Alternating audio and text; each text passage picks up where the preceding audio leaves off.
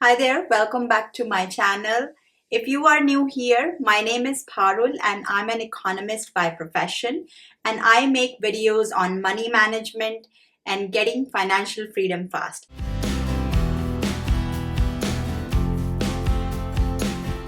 Today we are going to talk about something that's near and dear to many immigrant families: frugality. I was born and raised in India, and I came to the US when I was 23 years old, and I did my master's in economics from here. After living in the US for many years and observing people's lifestyle, I want to share some unique ways of saving money that might not be common in average American households, which are very common in Indian and other immigrant families. So let's dive in. So the first very obvious one is when you cook more often at home. But if you're not a cook and can't cook all the time at home, start by cooking maybe twice or thrice at home. This way you can save a lot of money on takeouts and restaurants. What I do is we eat chicken at home, and I marinate a bunch of chicken, and I use it for two or three different recipes like, chicken tacos, chicken tikka masala, and for grilled chicken recipes. So one chicken and it serves me three meals easily. Another tip that I see a lot of my Indian friends also do is that they make this big batch of masala, like curry masala, and store it in the freezer for many weeks and days to use. So this way, if you make a big batch of something that you eat regularly, this can save you a lot of money and time. So cooking in bulk is very common in immigrant families, especially for me with a hectic work life. I like to make things that I can use for several days. For example, I make a lot of rice, as well as I make a lot of lentils, like my dals and soups, so that I can use it throughout the week. I just use different type of spices and tempering so that it tastes different each day. Also, if you eat a lot of meat, try to look for some cheaper ways of including protein in your diet. For example, lentils, peanut butter, yogurt, milk, and eggs. They're all very good sources of protein in your diet, and you don't have to necessarily buy, red meat that often. And another great tip is growing your produce, like herbs and some vegetables at home. Even if you don't have a lot of space, you can grow them in pots. I have some uh, mint in a pot and some tomatoes, and they work absolutely fine in containers. You don't have to have a big space, but if you do, you can always have some fruit trees in your backyard and front yard. Some restaurants like Subway, that is a relatively healthier food joint, you can get good deals like buy one sandwich and get another one for free. So look for those deals. My next tip is not to constantly seek approval from others for your well-being, or you try to match their lifestyle. If you try to copy others' lifestyle without knowing their financial situation, that is a very unhealthy habit, because what happens is that we try to copy others, but we don't know how much work they have put in to achieve a specific lifestyle, or even uh, if they're enjoying that lifestyle, is it backed by proper financial standing, or is it just to show it off? Some people try to get the fanciest of new cars, or big houses, without even having the money to afford it, and they go in debt and then they regret later. Now I no longer try to copy others' lifestyle if it doesn't align to my values. I started saying no to invitations that I don't enjoy much. I've been driving the same car for 16 years.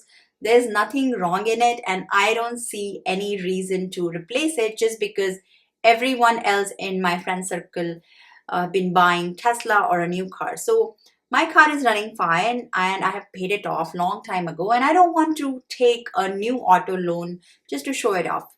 So mostly it is about the mindset. Maintaining what you have and keeping your house clean and tidy will give you more happiness than having a lot of expensive things and not maintaining and valuing them. I feel this material happiness is temporary. What we seek in life is more of a sense of purpose and peace, and that I feel comes with age. That as you grow older and as you read more, about spirituality, you tend to value more important things in life more than just material goods. I'm an economist and I absolutely love economics, so I have to bring this up.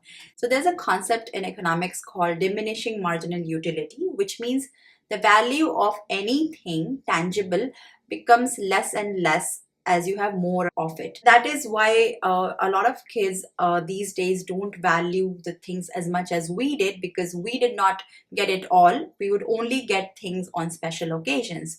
But now everything is so accessible to kids. They get whatever they want. So they're very privileged and they're always trying to compete with their friends and showing off what they have, like the coolest electronics and clothing and whatnot. So I feel it is also a responsibility of us parents to teach them the true value of money and not let them have everything that they want. Sure, we want to give them a better life than what we had, but draw the line so you don't raise ungrateful, spoiled kids. Very few rich people have disciplined kids who value their belongings and want to work hard. So, as much as you can, try to put those values in your kids that money is hard earned and we have to exercise caution in spending it. The next tip is to always save and invest for your retirement. One easy way to do that is through your 401k, which comes from your employer. And the best is that if your employer matches your contribution. So make full use of it. Everyone should plan for a comfortable retirement so that they are not dependent on their children or others for money later in their life. This is something I have learned from my Indian culture. The next tip is to embrace DIYs. From sewing and mending clothes to fixing things around the house, we can do a lot of those things. Me and my husband have done a lot of DIYs and home improvement projects in our house. And nowadays, you can learn this easily by watching the videos on the internet. These professionals in US cost a lot. So if you learn how to do small repairs in your house, you can save a ton of money. Painting, for example, is very easy. If I talk about my house, me and my husband have done a lot of renovations in this house. We have completely changed our flooring all by ourselves, removed the popcorn ceiling. We did some landscaping. We changed the kitchen cabinets by repainting them and giving them a fresh look. We changed the bathroom tiles, the faucets, the sink, and pretty much everything that you can think of. And this saved us a lot of money, and we enjoyed doing this whole process. My next tip is to spend more on experiences than on material things. So for me, going to India to meet my family there is very important and I value it highly. So frugality doesn't mean you cannot enjoy life. It means what matters more to you. So you save for it, and then when you get to spend on it, you really experience the happiness. So for me, it doesn't matter what others think of what I'm wearing and how I look. I have become very conscious in spending on only items that give me the most value and not to spend money to show off and please others. For example, helping underprivileged kids in India by giving them good education will give me a true happiness. So that is where I would like to contribute. And for that, I save. Another tip, which is very common in a lot of immigrant families, is that we tend to buy in bulk things that have longer shelf life. I've seen a lot of Indian families here often shop at wholesale stores or ethnic markets where they can get larger quantities of items at lower prices. I buy all sorts of my grains, flours, lentils, spices from the local Indian grocery store in bulk, and they are much cheaper per pound compared to buying from other grocery stores here. Also, if you're buying cleaning supplies in bulk, it saves you money in the long run. Things like dish soap, laundry detergent, or just have one type of all-purpose cleaner. You don't need to have one specifically for a mirror or wood. There are many which can be used for multiple uses, and you can also make your own DIY using just some water, vinegar, and baking soda. That works absolutely fine. The next step is about repurposing everything. I don't like to waste things, and I think a lot of immigrants are experts in reusing things that they have. For example, your sauce bottles, salsa bottles, jam bottles can be used to, as a spice container.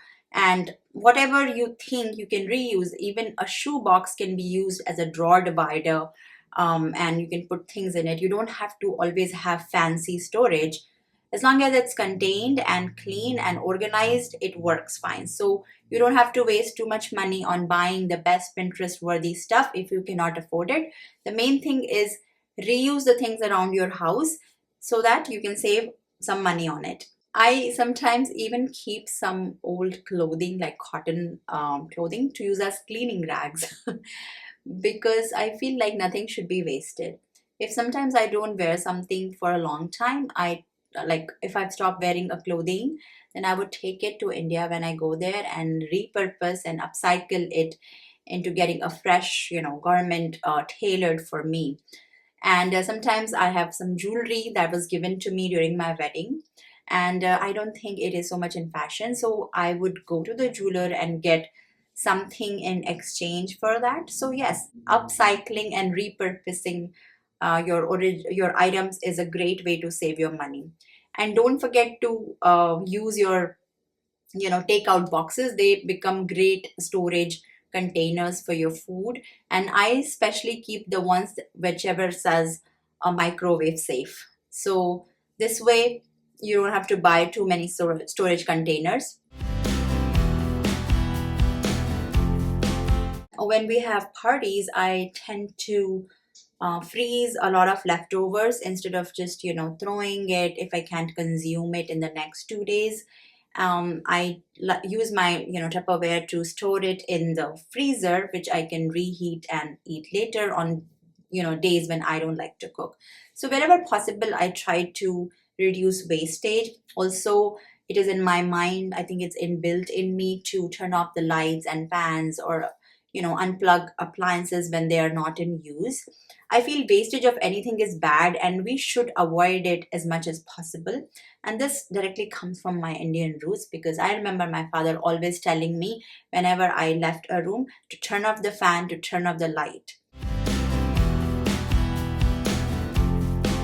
My next tip is to save on beauty and healthcare. There's so much about skincare these days, and I remember my mom was just using Nivea cream, and she has like really radiant skin. You don't need that many products. I think all you need is probably a cleanser, a sunscreen, and a moisturizer. And if you really want, for anti-aging, you can consult a dermatologist before just going and buying all sorts of, skincare. I think there is a craze nowadays of doing these multiple step skincare, which I don't think is necessary. So always consult a professional before buying those things. I feel like homemade things like, turmeric and honey, they are really great for your skin. So you can use those type of products which are very inexpensive and work great. Even turmeric and honey are very good for cold and cough. So make sure to use those type of natural remedies that are not very expensive. And this is something that I have learned from my Indian roots. A lot of immigrant families are always looking for best ways to, reduce unnecessary expenses. And they also don't take too many streaming services because most of us don't have that much of time to watch that many shows. So if possible, cut back on that. And if you think that you're watching too much TV, then you're not making very good use of your time anyway. So select the shows that you plan to watch that season and subscribe to that particular streaming service. You can always resubscribe to them later. And YouTube, in fact, has so many free movies and lots of cool shows that are absolutely free. So make use of free resources for entertainment. At this stage of life, I value more my peace of mind. And I feel like material things do not necessarily give you so much of happiness after a certain point. And adopting a minimalistic lifestyle gives you more serenity than always seeking happiness in acquiring something new, something fancy.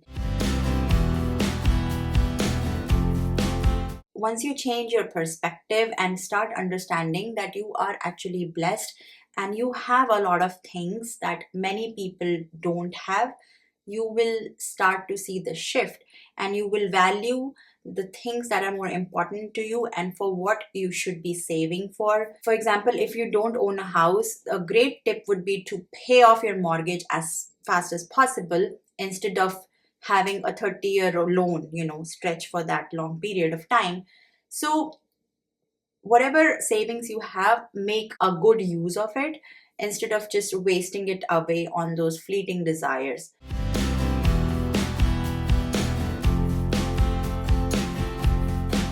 Lastly, I want to say that this quote about Rome was not built in one day is true. It takes a lot of hard work to have a specific lifestyle. For me and my husband, we got the education, a graduate degree from the US, and we've worked here for so many years, and that is why we have a certain lifestyle that we enjoy.